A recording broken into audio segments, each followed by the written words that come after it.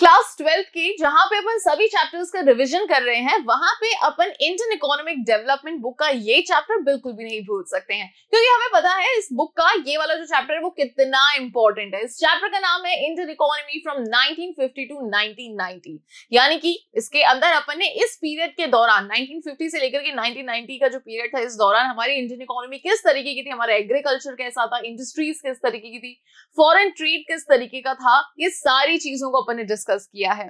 तो आज की इस वीडियो के अंदर बच्चों अपन इस चैप्टर की समरी को डिस्कस करने वाले हैं। Alright, so hello everyone, this is me Ayushi and I welcome you all to score शाला।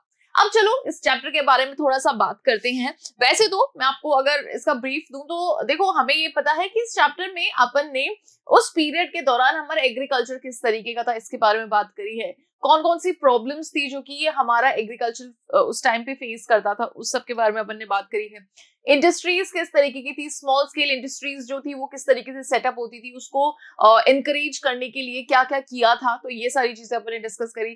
फिर फॉरेन ट्रेड के बारे में भी कुछ बात करी, फिर लास्ट में अपने ग्रीन रेवोल्यूशन को भी डिस्कस किया था। तो बहुत सी ऐसी चीजें जो कि आपके एग्जाम पॉइंट ऑफ व्यू से बहुत इंपॉर्टेंट है इस चैप्टर की, राइट। तो वो सारी चीजें अपन यहाँ पे डिस्कस करेंगे। तो शुरुआत करते हैं बिल्कुल बेसिक चीज से, विच इज इकोनॉमिक सिस्टम। अब इकोनॉमिक सिस्टम क्या है, ये तो बिल्कुल इतनी बेसिक चीज है जो कि अपन शुरू से पढ़ते आ रहे हैं, नॉट इन ओनली क्लास 12। हमने सिर्फ ये क्लास 12 के अंदर ही नहीं पढ़ा, 11th के अंदर भी पढ़ा है, 9 से ही आपकी इकोनॉमिक्स स्टार्ट हो जाती है। तो कहीं ना कहीं इकोनॉमिक सिस्टम क्या होता है ये हमें बहुत अच्छे से पता है, राइट। तो इकोनॉमिक सिस्टम क्या है, ये एक ऐसा सिस्टम है जहां पे हमारी इकोनॉमी के जो भी कंसर्न्स होते हैं उसको रिजॉल्व किया जाता है, ठीक है। जो भी कंसर्न एज इन जो भी प्रॉब्लम्स होती है, जो भी इश्यूज होते हैं, तो इस सिस्टम के थ्रू उन प्रॉब्लम्स को, उन इश्यूज को रिजॉल्व किया जाता है, ठीक है। अब ये जो सिस्टम होता है ना बच्चों, ये सिस्टम 3 तरीके का होता है। एक होता है कैपिटलिस्ट, एक होता है सोशलिस्ट और एक होता है मिक्स्ड। तो इन तीनों को भी अपन यहाँ पे समझते हैं। उससे पहले अपन इसकी जो डेफिनेशन है इस पे जरा गौर करें। So the term economic system refers to the system for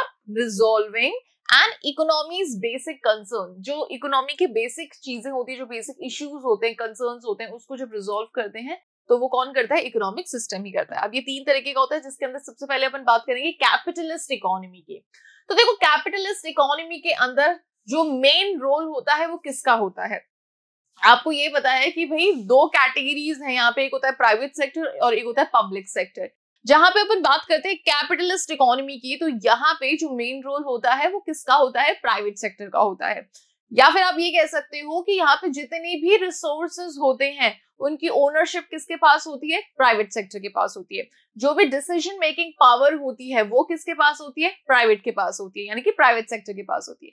so capitalist economy वो इकोनॉमी होती है जहां पे सभी तरीके की डिसीजन मेकिंग पावर हो गई या फिर जो ओनरशिप हो गई रिसोर्सेज की, ये सारी की सारी चीजें किसके हाथों में होती है, प्राइवेट सेक्टर के हाथों में होती है। अब इनको पता होता है कि इनको अपनी इकोनॉमी किस तरीके से चलानी है। अगर इनको बेनिफिट प्रोवाइड करवाना है तो ये किसको करवाएंगे, वो इनके ऊपर है, रिच लोगों को करवाएंगे या फिर पुअर पीपल को करवाएंगे। तो इन पे ही ये डिपेंड करता है कि ये अपनी इकोनॉमी को कहां से कहां लेके जा पाते हैं इसके अंदर, यानी कि कैपिटलिस्ट इकोनॉमी के अंदर। So it is one in which the private sector owns, controls and operates the means of production. जो भी मीन्स ऑफ प्रोडक्शन है उनका कंट्रोल करना, उनकी ओनरशिप, उनको किस तरीके से ऑपरेट करना है, ये सारी चीजें किसके अंडर में होती है, प्राइवेट सेक्टर के अंडर में। The primary goal of production is to earn profit. अब इनका जो मेन गोल होता है, जो यहाँ पे प्राइवेट सेक्टर होता है, इसका मेन गोल होता है टू अर्न प्रॉफिट। तो यहाँ पे जो भी प्रोडक्शन किया जाता है ना बच्चों, वो किसके लिए किया जाता है, वो अमीर लोगों के लिए किया जाता है, क्योंकि इनका मेन मकसद ही यही है कि इनको प्रॉफिट अर्न करना है। अब उस प्रॉफिट अर्न करने का जरिया इनको सिर्फ अमीर लोग दिखते हैं, क्योंकि जब ये प्रोडक्शन करते हैं तो ये ऐसे गुड्स का प्रोडक्शन करते हैं जो कि थोड़े से एक्सपेंसिव होते हैं कंपैरेटिवली, और जो एक्सपेंसिव गुड्स है वो सिर्फ कौन परचेज कर सकते हैं, जो थोड़े से रिच लोग हैं। तो इस तरीके से ये लोग क्या करते हैं, इकोनॉमी की जीडीपी को इंक्रीज करते हैं। Okay, as a result the key question of what to make, how to produce and for whom to produce are settled by the market forces of demand and supply. अब जब capitalist economy होती है तो यहाँ पे ये जो 3 problems होती हैं, what to produce, how to produce and for whom to produce, ये तीनों प्रॉब्लम्स का सोल्यूशन मार्केट अपने आप निकालता है। यानी कि डिमांड और सप्लाई जो है, जहां पे वो एक दूसरे को स्ट्राइक कर जाती हैं, बस वहीं से ये चीज निकल के आ जाती है कि भाई हमें क्या प्रोड्यूस करना चाहिए, कितना प्रोड्यूस करना चाहिए, किन के लिए प्रोड्यूस करना चाहिए। अगर आपको पता हो तो क्लास 11th के अंदर अपन ने जो 3 बेसिक प्रॉब्लम्स होती है जो कि हर इकोनॉमी कहीं ना कहीं फेस करती है, तो इन्हीं 3 बेसिक प्रॉब्लम्स को अपन ने बहुत अच्छे से समझा था। व्हाट टू प्रोड्यूस, यानी कि यहाँ पे किस तरीके की गुड्स का प्रोडक्शन होना चाहिए। ऐसे गुड्स का प्रोडक्शन होना चाहिए जो कि प्रॉफिट ओरिएंटेड हो, या फिर ऐसे गुड्स का प्रोडक्शन होना चाहिए जिससे कि सोसाइटी को वेलफेयर प्रोवाइड हो। तो एक तो ये प्रॉब्लम होती है। दूसरी होती है for whom to produce, economy के अंदर किसके लिए प्रोडक्शन होना चाहिए, अमीर लोगों के लिए होना चाहिए या फिर गरीब लोगों के लिए होना चाहिए। फिर लास्ट क्वेश्चन होता है हाउ टू प्रोड्यूस, यानी कि ऐसी कौन सी टेक्निक है जिसकी मदद से प्रोडक्शन होना चाहिए, है ना, लेबर इंटेंसिव टेक्निक या फिर कैपिटल इंटेंसिव टेक्निक। अब ये 3 मेजर प्रॉब्लम है जो कि हर इकोनॉमी कहीं ना कहीं अपने अपने पीरियड के अंदर फेस करती ही करती है। तो अब ये जो कैपिटलिस्ट इकोनॉमी जब होती है ना, तो यहाँ पे इन तीनों ही क्वेश्चंस का जो आंसर होता है कि भाई किस तरीके से इकोनॉमी ऑपरेट करनी चाहिए, ये पूरा कौन लेता है, डिसीजन मेकिंग किसके हाथ में होती है, प्राइवेट सेक्टर के हाथों में होती है। ठीक है, next. So in the capitalist society, goods are allocated among people based on their purchasing power. तो कैपिटलिस्ट इकोनॉमी में गुड्स उन लोगों के हिसाब से यहाँ पे प्रोड्यूस किया जाता है जैसे लोगों की परचेजिंग पावर देख करके। अगर किसी जगह पे लोगों की परचेजिंग पावर बहुत ज्यादा है तो वहां पे प्रोडक्शन भी ज्यादा होगा, अगर कहीं पे लोगों की परचेजिंग पावर कम है तो प्रोडक्शन भी उसी अकॉर्डिंग होगा। Okay, so in the capitalist society goods are allocated among people based on their purchasing power to buy products and service rather than on their needs। मतलब उनकी जरूरतों को यहाँ पे फोकस नहीं किया जाता है, उनकी परचेजिंग पावर की बेसिस पे यहाँ पे प्रोडक्शन किया जाता है। ओके, चलिए अब दूसरी तरीके की यहाँ पे इकोनॉमिक जो सिस्टम है उसको अपन मतलब डिस्कस करने वाले हैं, दैट इज सोशलिस्ट इकोनॉमी। अब सोशलिस्ट इकोनॉमी के अंदर जो हमारा दूसरा जो एलिमेंट था जिसको अपन डिस्कस कर रहे थे, एक तो प्राइवेट हो गया जो कि अपन ने यहाँ पे कैपिटलिस्ट इकोनॉमी के अंदर देख लिया, प्राइवेट सेक्टर।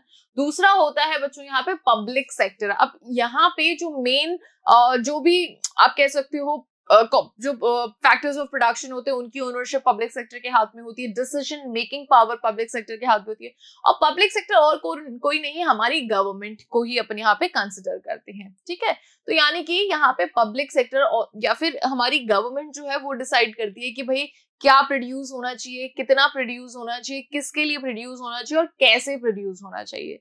ठीक है, तो कंट्रोल हो गया, ऑपरेशन हो गया, ये सारी चीजें किसके अंडर में होती हैं, पब्लिक सेक्टर के अंडर में होती है।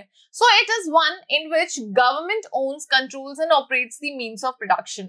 अब यहाँ पे मेन रोल जो होता है वो गवर्नमेंट का होता है, ठीक है, पब्लिक सेक्टर का होता है, प्राइवेट सेक्टर का यहाँ पे कोई रोल नहीं होता है। According to the demand of society the government decides what, how and for whom to produce। Society की डिमांड के अकॉर्डिंग, अब गवर्नमेंट भी किस तरीके से डिसाइड करता है, तो गवर्नमेंट पहले सोसाइटी को देखता है कि सोसाइटी में किन चीजों की जरूरत है, सोसाइटी के अंदर लेबर को काम देने की जरूरत है या फिर कैपिटल मतलब टेक्नोलॉजी को ज्यादा बढ़ाने की जरूरत है। तो यहाँ पे पब्लिक सेक्टर ये सारी चीजें ऑब्जर्व करता है सोसाइटी की और फिर इन 3 जो भी मेन कंसर्न्स हैं उसके ऊपर वर्क करता है। The factor that guides decision making is social welfare. अब यहाँ पे जो भी डिसीजन मेकिंग होता है, जिस तरीके का भी डिसीजन यहाँ पे लिया जाता है वो सोसाइटी के वेलफेयर के पॉइंट ऑफ व्यू से लिया जाता है। ठीक है, यहाँ पे प्रॉफिट ओरिएंटेशन या फिर प्रॉफिट मेकिंग का थॉट ही नहीं है, यहाँ पे सोसाइटी के वेलफेयर के लिए डिसीजन मेकिंग होती है। ओके, फिर थर्ड आ जाती है बच्चों आपकी मिक्स्ड इकोनॉमी। तो नाम से ही हमें पता लग रहा है यहाँ पे private as well as public दोनों सेक्टर्स इंडल्ज होते हैं और दोनों ही मिलकर के इकोनॉमी को रन करते हैं, जैसे हमारी इकोनॉमी है। अब हमारी इकोनॉमी के अंदर हमारी गवर्नमेंट भी एक इम्पोर्टेंट जो रोल है वो प्ले करती है, साथ ही साथ जो प्राइवेट एंटरप्रेन्योर्स होते हैं उनका भी अपना एक अलग किरदार होता है। So it is a hybrid of the free market and the socialist economy. तो यहाँ पे मार्केट भी फ्री होता है जो कि कैपिटलिस्ट इकोनॉमी में देखा था, डिमांड एंड सप्लाई, और कहीं ना कहीं सोशलिस्ट इकोनॉमी भी होती है, यानी कि गवर्नमेंट का भी किसी सेक्टर्स के अंदर कंट्रोल देखने को मिलता है। It coexists with both private and public sector. अब यहाँ पे ये दोनों ही एग्जिस्ट करते हैं, private sector as well as public sector. The government and the market work together. यहाँ पे गवर्नमेंट और जो मार्केट है वो एक साथ काम करता है जो कि ये जो 3 इश्यूज है इसको सॉल्व करने के लिए, what to produce, how to produce and for whom to produce. For its development India adopted a mixed economic system. अब इंडिया ने अपने डेवलपमेंट के लिए कौन सा सिस्टम अडॉप्ट करके रखा हुआ है? मिक्स्ड इकोनॉमिक सिस्टम को अडॉप्ट करके रखा हुआ है। ठीक है, चलिए now we will discuss that what is plan. Plan का मतलब क्या होता है? ठीक है, प्लानिंग के बारे में अपन ने इसके अंदर बात करी है, तो प्लान होता क्या है? So plan specifies how countries resources should be utilised. अब प्लान के थ्रू ये चीज बिल्कुल क्लियर कर दी जाती है कि इस कंट्री के अंदर जितने भी रिसोर्सेज हैं उसको किस तरीके से यूज किया जाएगा। ठीक है, हम उसको वेस्ट नहीं कर सकते हैं, उसको ओवर यूज नहीं कर सकते हैं, ठीक है, या फिर उसको आधा अधूरा भी नहीं छोड़ सकते। हमें प्रॉपर तरीके से उन रिसोर्सेज को यूज करना है सो दैट हम उसको फ्यूचर जनरेशन के लिए भी थोड़ा सा बचा पाए। ऐसा नहीं है ना कि हम आज के आज खा पी के खत्म कर लें, मतलब एक बात कहने की है, यानी कि रिसोर्सेज जो हैं उनको आज के आज हम यूज करके बिल्कुल फिनिश कर दें, ऐसा नहीं हो सकता। हमें हमारे फ्यूचर जनरेशन के लिए बारे में भी सोचना होगा। तो प्लान होता क्या है? प्लान इज बेसिकली अपने यहाँ के जो रिसोर्सेज हैं उसको प्रॉपर तरीके से यूज करना। ठीक है, so how countries resources should be utilized? It should have some broad aims as well as targets that must be met within a certain time period. So planning के अंदर क्या होता है कि एक कुछ objectives होते हैं, कुछ टाइम सेट होता है और उस सेटेड टाइम के अंदर उन ऑब्जेक्टिव्स को हमें अचीव करना होता है। Okay, in India plans that last 5 years। अब इंडिया के अंदर वो सारे प्लान जो कि 5 साल तक के लिए बनते हैं उनको ही अपन 5 year प्लान्स कह देते हैं। The planning commission was establish in 1950। ये पॉइंट नोट कर लीजिएगा। प्लानिंग कमीशन कब एस्टेब्लिश हुई थी? 1950 के अंदर हुई थी, with the prime minister as a chairperson. तो यहाँ पे 1950 के अंदर जब प्लानिंग कमीशन एस्टेब्लिश हुआ था तो उसका चेयरपर्सन कौन था? उस टाइम के प्राइम मिनिस्टर थे। ठीक है, तो इस चीज का ध्यान रखना। 5 year प्लान कब स्टार्ट हुआ था? 1950 के अंदर। Important thing. Now the goals of the 5 year plan. अब 5 year प्लान्स के गोल्स क्या क्या होते हैं, मतलब किन किन चीजों पे वर्क किया जाता है इन 5 सालों के अंदर। अब 5 year प्लान बहुत से आए, 1 2 3 इनफैक्ट 12 5 year प्लान्स तो हमने भी पढ़े हैं। बहुत सारे 5 year प्लान्स आते हैं, उनके अंदर कुछ ना कुछ गोल्स होते हैं, कुछ टारगेट्स होते हैं जिनको उन 5 सालों के अंदर पूरा कंप्लीट करना होता है। Okay, so it involves the growth of countries capacity to generate goods and services. अब ग्रोथ, तो सबसे पहला यहाँ पे जो गोल है दैट इज ग्रोथ। ठीक है, हमें ग्रोथ ओरिएंटेड चीजों के बारे में सोचना है। और ग्रोथ ओरिएंटेड चीजों के बारे में सोचने का मतलब क्या है कि हमें गुड्स एंड सर्विसेज को ज्यादा से ज्यादा प्रोड्यूस करना है सो दैट हमारे कंट्री का जो जीडीपी है वो भी बढ़े। और जब जीडीपी बढ़ेगा तो हम अपने आप अपनी इकोनॉमी को ग्रो करते हुए देख पाएंगे। और साथ में ये भी इसका एक तरीका है कि जितने ज्यादा गुड्स एंड सर्विसेज होंगे उतना ज्यादा लोगों तक गुड्स एंड सर्विसेज पहुंचेंगे। So it involves the growth of a country's capacity to generate goods and services within its borders. Economic growth is defined as a rise in country's GDP. अब हमारी economic growth जो है वो किस तरीके से define की जाती है? कंट्री की जीडीपी कितनी बढ़ रही है उस हिसाब से।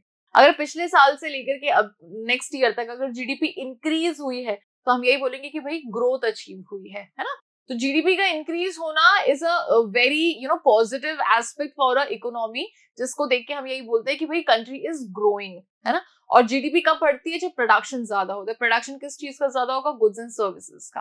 क्लियर? तो पहला तो यही गोल होता है। GDP is a method of measuring our economies growth. GDP एक तरीका है जिससे हम हमारे इकोनॉमी की ग्रोथ को मेजर करते हैं। द ग्रेटर द जीडीपी, जितनी ज्यादा जीडीपी होगी उतना जो एबिलिटी है ना टू प्रोड्यूस वो भी ज्यादा होगी, to benefit from the country's economic policies. Alright, so ये चीज आपको ध्यान रखनी है। पहला जो गोल होता है प्लानिंग का वो क्या होता है? Growth.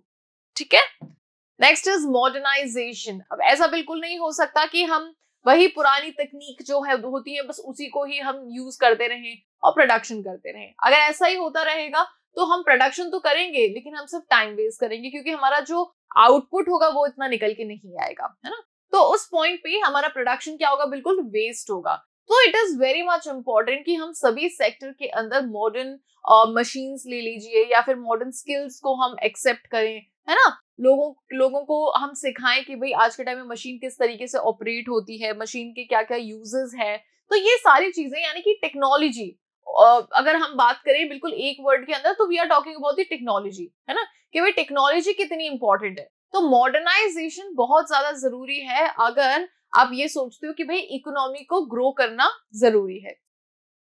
So it includes the adoption of innovative production techniques by manufacturers in order to improve their output of goods and services. तो जो भी मैन्युफैक्चरर्स होते हैं, अगर उनको अपने गुड्स एंड सर्विसेज और ज्यादा बढ़ाने होते हैं, इंप्रूव करने होते हैं, तो वो क्या करते हैं, वो कहीं ना कहीं इनोवेशन को एक्सेप्ट करते हैं.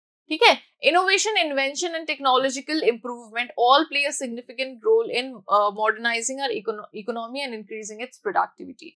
सो अगर इकोनॉमी को इम्प्रूव करना है, प्रोडक्टिविटी को इम्प्रूव करना है ना, तो इकोनॉमी को क्या करना होगा, इनोवेशन, इन्वेंशन, मॉडर्नाइजेशन, टेक्नोलॉजी, इन सभी चीजों को कहीं ना कहीं एक्सेप्ट करना होगा.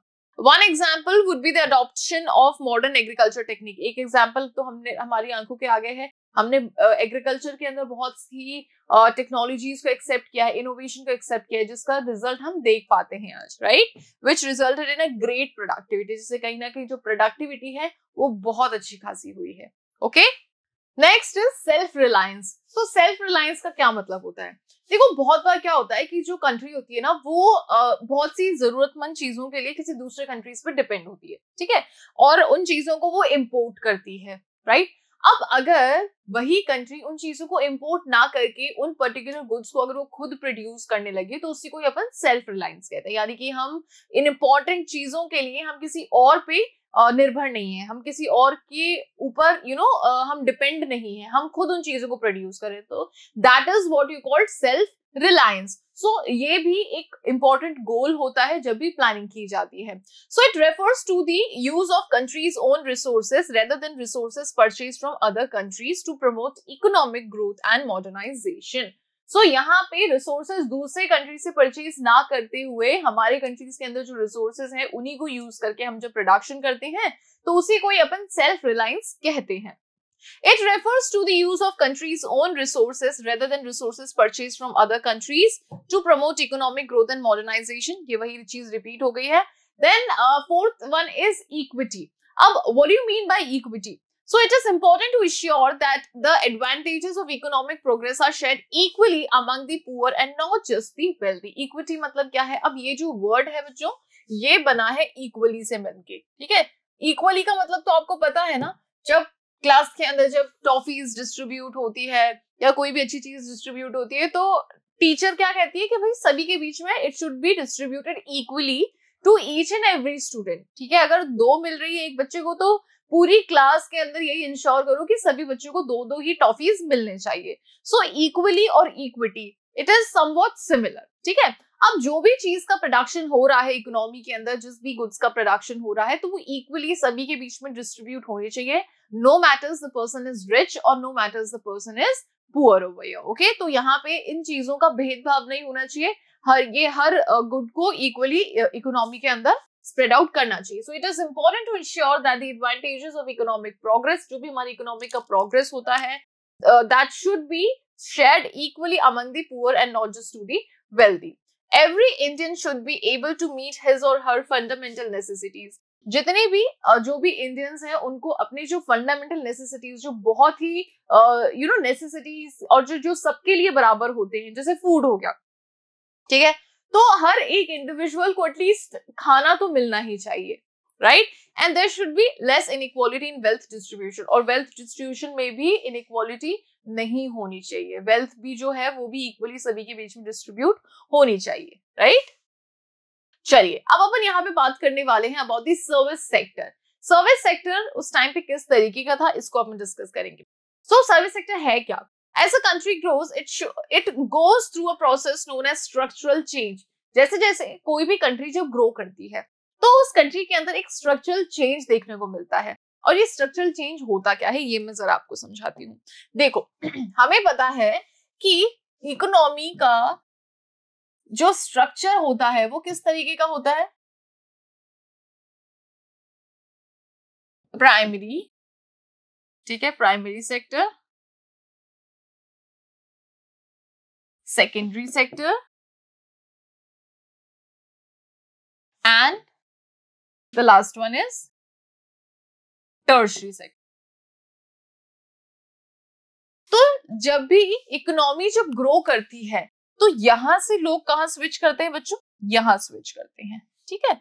और फिर यहाँ स्विच करते हैं और फिर यहाँ से यहाँ स्विच करते हैं। ग्रोथ का मतलब ही यही है कि जो ज्यादा से ज्यादा लोग जब प्राइमरी सेक्टर के अंदर जो इंडल्ज है वो उठ करके सेकेंडरी सेक्टर से जुड़ेंगे, यानी कि मैन्युफैक्चरिंग इंडस्ट्रीज वगैरह से जुड़ेंगे और फिर वो टर्शरी सेक्टर के अंदर स्विच कर जाएंगे। तो यही ये बात यहाँ पे बोली है फर्स्ट लाइन के अंदर कि जब भी कोई कंट्री ग्रो करती है तो वो एक स्ट्रक्चरल चेंजेस से गुजरती है, जिसमें ज्यादा से ज्यादा लोग जो पहले प्राइमरी सेक्टर से बिलोंग करते थे वो सेकेंडरी के अंदर आते, फिर वो टर्शरी के अंदर आते। तो this is what you call structure change, ठीक है। So it goes through a process as a structural change. In India's instance, the structural transformation is unusual. हमारी कंट्री के अंदर ये जो structural transformation था, ये जो change था, ये बहुत ही unusual था। Typically, as a country develops, agricultural proportion of the economy declines. जैसे टिपिकली जब भी कंट्री डेवलप होता है तो उसका जो एग्रीकल्चरल प्रोपोर्शन होता है वो थोड़ा सा इकोनॉमी के अंदर डिक्लाइन होने लगता है, कम होने लगता है, एंड इंडस्ट्री टेक्स ओवर। और यहाँ पे जो इंडस्ट्रियल सेक्टर होता है, जो सेकेंडरी सेक्टर होता है, वो उसके अंदर ज्यादा प्रेशर पड़ जाता है, वो टेक ओवर कर लेता है, ठीक है।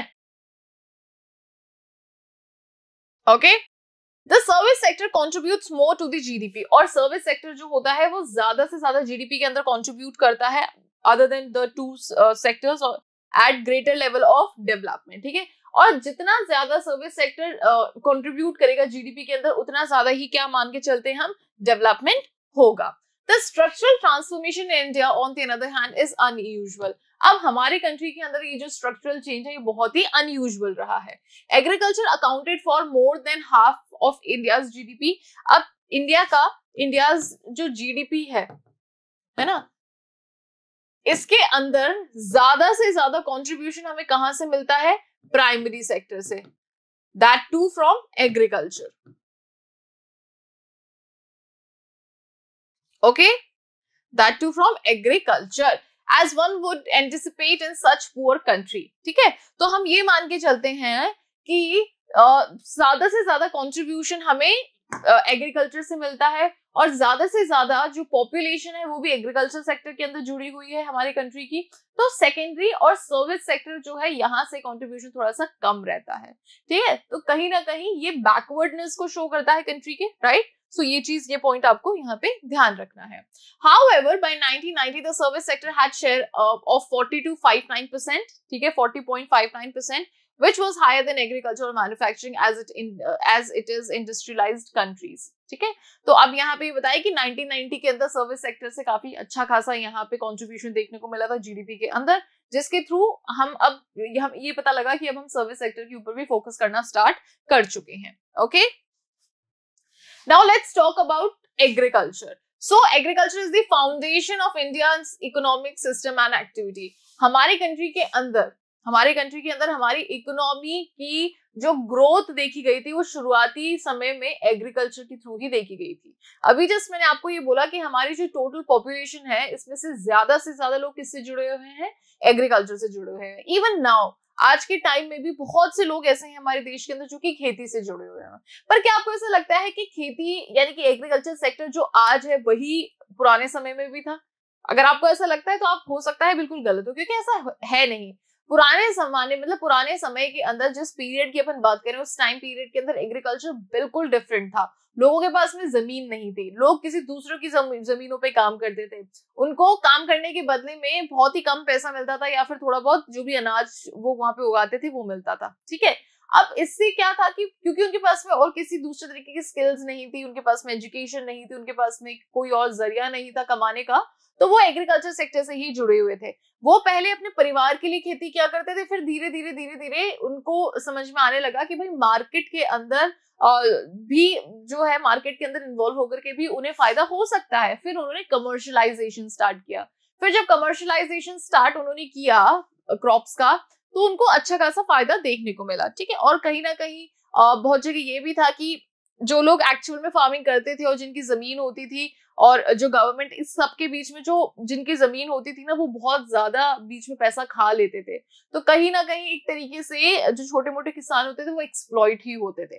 तो उस टाइम पीरियड के अंदर एग्रीकल्चर जो था वो बहुत ही बैकवर्ड देखने को मिलता था, लेकिन फिर भी बहुत से लोग वहां पे उस सेक्टर से जुड़े हुए थे। सो agriculture is the foundation of India's economic system and activity. It is a wide phrase that encompasses all that goes into cultivating crops and rearing animals in order to provide humans with food and materials that they can use and enjoy।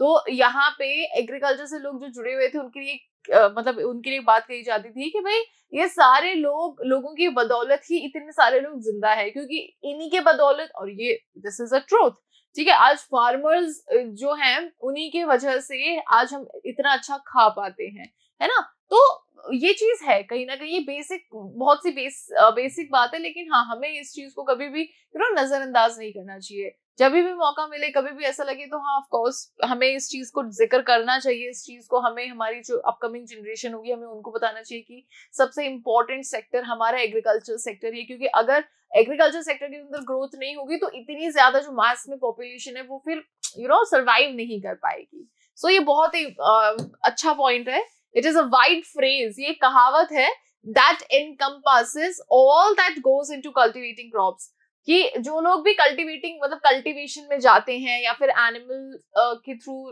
Animal husbandry भी इसी का ही part होता है, in order to provide humans with food and materials that they can use and enjoy. Okay, तो आज जो खाना हम खाते हैं, एंजॉय करते हैं, है ना, बड़े चटकारे ले लेके खाते हैं, तो इसके पीछे बहुत से लोगों की मेहनत है, right.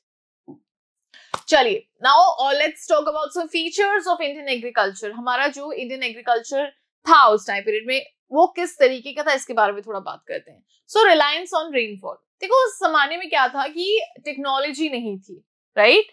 We are talking about the period of 1950 to 1990। इस टाइम पीरियड के अंदर टेक्नोलॉजी, वो भी एग्रीकल्चर के अंदर, एक्सपेक्ट करना ही it's a big thing. Okay, हम एग्रीकल्चर के अंदर हमारे पास भी किसी भी तरीके के ट्रैक्टर्स नहीं होते थे उस टाइम पे जो कि आज हैं, मशीनें नहीं होती थी जो कि आज हैं, इरिगेशन हमारा बहुत ही पुअर होता था जो कि आज नहीं है, ठीक है। आज अगर किसान चाहे तो बिना बारिश के भी फसल उगा सकता है, नो डाउट। अगर अच्छी बारिश, जितनी उसकी फसल को बारिश चाहिए, अगर उतनी बारिश हो रही है तो वो उसके लिए एक बहुत ही बून फेज है, मतलब एक बहुत ही अच्छी चीज है उसके लिए, उसकी फसल के लिए। लेकिन अगर उस टाइम पे बारिश नहीं हो रही है, जब उसके फसल को पानी की जरूरत है, तो वो इरिगेशन प्रोसेस से वो अपने फसल को अच्छे खासा कल्टीवेशन वो एक्सेप्ट कर सकता है, राइट। अब ये किसके थ्रू पॉसिबल हो पाया, इरिगेशन के थ्रू पॉसिबल आया। लेकिन मैंने अभी आपको बोला कि उस पीरियड के अंदर टेक्नोलॉजी नहीं थी, तो क्या सभी किसान सिर्फ और सिर्फ रेनफॉल पे डिपेंड करते थे? एग्जैक्टली, उस टाइम पे जितने भी किसान हुआ करते थे वो सब रेनफॉल पे ही डिपेंड करते थे। अगर किसी साल अंदर बहुत अच्छी बारिश हो जाती थी तो फसल अच्छी हो जाती थी, किसी साल अगर बारिश नहीं होती थी तो फसल बिल्कुल खराब हो जाती थी, ठीक है। किसी साल बहुत ज्यादा बारिश हो जाती थी तब भी फसल खराब हो जाती थी। तो ये बहुत सी ऐसी अनसर्टेनिटी थी जो कि फार्मर्स उस टाइम पे फेस करते थे, ठीक है, क्योंकि वो पूरी तरीके से किस पे डिपेंड थे, बारिश पे डिपेंड थे, वो fully depend on rainfall. Then small land holdings. अब उस टाइम पे क्या था कि बहुत से ऐसे किसान थे जिनके पास में तो खुद की जमीन होती नहीं थी। फिर दूसरी कैटेगरी आती थी जिसमें बड़े बड़े किसान होते थे, जो सेठ लोग होते थे, उनकी खूब जमीनें होती थी और वो अपनी जमीनों में उन किसानों को काम देते थे जिनके पास में खुद की कोई जमीन नहीं होती थी। तो एक तरीके से वो एक्सप्लॉइटेशन जो कि मैंने अभी आपको बताया। फिर थर्ड कैटेगरी में वो लोग होते थे, वो किसान होते थे जिनके पास में जमीन होती थी लेकिन बहुत छोटी जमीन होती थी, ठीक है।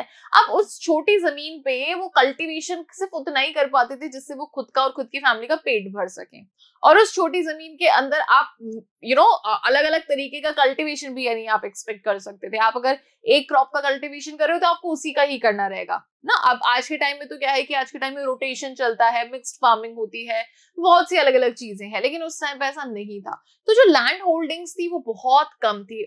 उस लैंड होल्डिंग्स पे अगर कोई टेक्नोलॉजी या फिर कोई मशीन या कोई इरिगेशन प्रक्रिया, ये जो कुछ भी था, ये अगर कोई लगाना भी चाहता था ना तो भी नहीं लगा पाता था। क्यों? क्योंकि उस टाइम पे लैंड होल्डिंग्स बहुत कम थी। जो पर पर्सन जो लैंड होता था वो बहुत ही कम होता था। Okay, next is a limitation of production. अब जब जमीन ही छोटी होगी तो प्रोडक्शन भी लिमिटेड रहेगा, ऐसा तो है नहीं ना कि भाई पड़ोसी की जमीन पे भी आपने प्रोडक्शन कर लिया और उसका प्रोडक्शन आपने ले लिया। This is just not possible, right? तो जब लैंड होल्डिंग्स छोटी होती थी तो प्रोडक्शन भी लिमिटेड ही होता था। अनएम्प्लॉयमेंट, बेरोजगारी बहुत ज्यादा थी। और जब अपन अनएम्प्लॉयमेंट के बारे में बात करते हैं तो यहाँ पे अपन एक अनएम्प्लॉयमेंट स्टडी करते हैं विच इज डिसगाइज्ड अनएम्प्लॉयमेंट। क्या होता है डिसगाइज्ड अनएम्प्लॉयमेंट? जब भी आप एग्रीकल्चर के बारे में बात करोगे और जब भी आप एग्रीकल्चर के अंदर अनएम्प्लॉयमेंट के बारे में बात करोगे तो यहाँ पे आपको डिसगाइज्ड अनएम्प्लॉयमेंट हमेशा ध्यान रखना है। देखो, डिसगाइज्ड अनएम्प्लॉयमेंट में एक बार आपको समझा देती हूँ। वैसे तो हमने इस तरीके की एम्प्लॉयमेंट को बहुत बार डिस्कस किया है, काफी बार एग्जाम्पल्स के थ्रू मैंने आपको समझाया, लेकिन फिर भी मैं एक बार आपको इसको वापस से रिकैप कर देती हूँ। सो ये क्या है, होता है बेसिकली कि जैसे सपोज करो कि एक जमीन है ना, तो उस जमीन पे छोटी जमीन है, ठीक है। अब उस जमीन के ऊपर अगर 3 लोग यहाँ पे काम कर रहे हैं, ठीक है, यहाँ पे अगर 3 लोग काम कर रहे हैं और प्रोडक्शन यहाँ पे हो रहा है 50 kgs का, ठीक है। अब ये एक ही फैमिली के लोग हैं, अब इनकी फैमिली में 2 लोग और हैं। अब वो गए भाई काम ढूंढने, उन्हें कहीं काम मिला नहीं, तो उन्होंने सोचा कि यार चलो यार हमारे घर की जमीन है, हम इसी पे काम कर लेते हैं। और यहाँ पे जो इनके पेरेंट्स थे उन्होंने बोला कि अरे नहीं तुमको शहर हम जाने नहीं देंगे, हम परिवार से दूर हो जाओगे, हमारी भी कोई समाज में कुछ इज्जत है, हम आपको नहीं बाहर जाने दे सकते। सो एक ही रास्ता है, हमारी जमीन जो अपनी जमीन है इसी पे आकर के तुम काम कर लो, हम कर रहे हैं ऐसे तुम भी कर लो, ठीक है। तो यहाँ पे वही 2 लोग, ये लोग भी ऐड हो गए। ओके, तो अभी क्या हुआ कि जब ये लोग ऐड हुए तो भाई टेक्निकली तो अब 2 लोग और बड़े हैं, तो यहाँ पे प्रोडक्शन तो ज्यादा होना चाहिए, लेकिन हो क्या रहा है कि प्रोडक्शन उतना ही हो रहा है, 50 kgs ही हो रहा है। इस तरीके के सिचुएशन के अंदर हमें क्या देखने को मिलता है कि ये जो 2 लोग ऐड हुए ना, देखने में तो हम ये कह सकते हैं कि हाँ भाई 5 लोग मिलकर के जमीन को कल्टीवेट कर रहे हैं, लेकिन एक्चुअल में क्या है कि सिर्फ 3 लोग ही कल्टीवेशन कर रहे हैं। ये जो 2 लोग हैं ये सिर्फ जबरदस्ती यहाँ पे डाले गए हैं, है ना। तो ये एक तरीके से अनएम्प्लॉयड है, ये एक तरीके से बेरोजगार ही है। अब यही जो बेरोजगारी होती है इसी को अपन डिसगाइज्ड अनएम्प्लॉयमेंट कहते हैं। इनके होने से यहाँ पे प्रोडक्शन बिल्कुल भी इंक्रीज नहीं हुआ है, पहले जो प्रोडक्शन होता था उतना ही प्रोडक्शन अभी भी हो रहा है। तो प्रोडक्शन के अंदर यहाँ पे किसी भी तरीके से इंक्रीमेंट हमें देखने को नहीं मिल रहा है। हो सकता है अगर इन दोनों लोगों को कहीं और किसी सेक्टर के अंदर लगाया होता है, किसी और खेत में लगाया होता, तो वहां पे प्रोड्यूस करके दे पा रहे होते, लेकिन अब जमीन भी छोटी है और इनका कोई एज सच इनका इन्वॉल्वमेंट इतना देखने को मिल नहीं रहा है। तो इस तरीके की अनएम्प्लॉयमेंट को हम डिसगाइज्ड अनएम्प्लॉयमेंट कहते हैं, जहां पे जितने लोगों की जरूरत है उससे अगर जब ज्यादा यहाँ पे ठूस दिए जाते हैं तो वो ये वाली बेरोजगारी यहाँ पे देखने को मिलती है, ठीक है। सो अनएम्प्लॉयमेंट के बारे में ध्यान रखना कि जब भी अपन एग्रीकल्चर के अंदर अनएम्प्लॉयमेंट को डिस्कस करेंगे तो यहाँ पे डिसगाइज्ड अनएम्प्लॉयमेंट डेफिनेटली डिस्कस होगा। Okay, next is technology and that is backward. अब टेक्नोलॉजी थी धीरे धीरे 1950 से लेकर के 90 तक टेक्नोलॉजी आई, लेकिन हमने क्लोजली ये रियलाइज किया कि वो बहुत ही बैकवर्ड टेक्नोलॉजी थी, उससे इतना कोई खासा इम्पैक्ट पड़ नहीं रहा था प्रोडक्शन के ऊपर। फिर है टेनेंट लैंडलॉर्ड डिस्प्यूट्स। अब मैंने आपको बताया था जब मैंने ये फीचर स्टार्ट करे थे उस टाइम मैंने आपको बताया था कि होता क्या था कि एक बड़ा जमींदार होता था, उसके पास में खूब जमीन होती थी, वो अपने अंडर में छोटे मोटे किसानों को रखा करता था। तो अब इनके बीच में बहुत डिस्प्यूट होता था। अब डिस्प्यूट ये वो वाला नहीं कि लड़ाई झगड़े हो रहे हैं और घूसे चला दिए, वो वाला डिस्प्यूट नहीं। यहाँ पे जिस डिस्प्यूट की हम बात कर रहे हैं वो ये होता था कि जो जमींदार होता था ना, वो क्या करता था कि यहाँ से इनका मेहनत का जो ये कल्टीवेट करते थे, जो टिलर्स ऑफ द सॉइल होते हैं, जो स्मॉल फार्मर्स होते हैं, कल्टीवेशन पूरा ये कर रहे हैं, जो क्रॉप आ रहा है वो इनके पास में आ रहा है, यानी कि जो जमींदार के पास में आ रहा है, ये गवर्नमेंट को एक स्पेसिफिक अमाउंट दे देते थे। तो यहाँ पे और जो टिलर्स होते थे, जो फार्मर्स होते थे, इनको ये छोटा मोटा कुछ पैसा देते थे या फिर उनको क्रॉप दे देते थे, ठीक है। तो मेहनत जो कर रहा था ना व्यक्ति, उसको उसकी मेहनत के हिसाब से नहीं मिलता था। तो ये एक तरीके का कॉन्फ्लिक्ट था इन दोनों के बीच में, लैंडलॉर्ड के बीच में और टेनेंट्स के बीच में। तो ये सारे जो फीचर्स है ये आपको ध्यान रखने हैं। So problems of Indian agriculture अपन यहाँ पे डिस्कस कर रहे हैं, जिसमें सबसे पहले अपन इंस्टीट्यूशनल प्रॉब्लम्स को डिस्कस करेंगे, ठीक है। अब इसके अंदर भी सबसे पहली जो आपकी प्रॉब्लम है, it's is faulty tenancy reforms. अभी अपन ने इसको डिस्कस किया था, फॉल्टी टेनेंसी रिफॉर्म्स। अब यहाँ पे अपन किस चीज के बारे में बात करें, लैंडलॉर्ड जो टेनेंट्स होते थे उनका जो रिलेशन होता था उसके बारे में अपन ने यहाँ पे बात करी है, ठीक है, कि किस तरीके से जो लैंडलॉर्ड्स हुआ करते थे वो टेनेंट्स यानी कि स्मॉल फार्मर्स कह लीजिए उनको एक्सप्लॉइट करते थे। ओके, मेहनत उनसे करवाते थे और जो भी प्रॉफिट्स होते थे वो खुद अर्न करते थे और बदले में उनको थोड़ा बहुत अनाज या फिर थोड़ा बहुत उनको पैसा दे दिया करते थे। Next is इनएडिक्वेट agricultural credit. अब ये जो क्रेडिट की समस्या जो थी ना, ये बहुत बड़ी समस्या थी। क्रेडिट यानी कि we are talking about the loan over here, okay. जो फार्मर्स होते थे उनको प्रॉपर लोन नहीं मिलता था, जिसकी मदद से अगर उन्हें प्रॉपर लोन मिलता तो उसकी मदद से वो काफी अच्छी फार्मिंग कर पाते, प्रोडक्शन कर पाते, अपना खुद का लाइफस्टाइल जो था उसको थोड़ा अपग्रेड कर पाते। लेकिन प्रॉब्लम ही जो सबसे बड़ी थी वो थी एग्रीकल्चरल क्रेडिट की, ओके।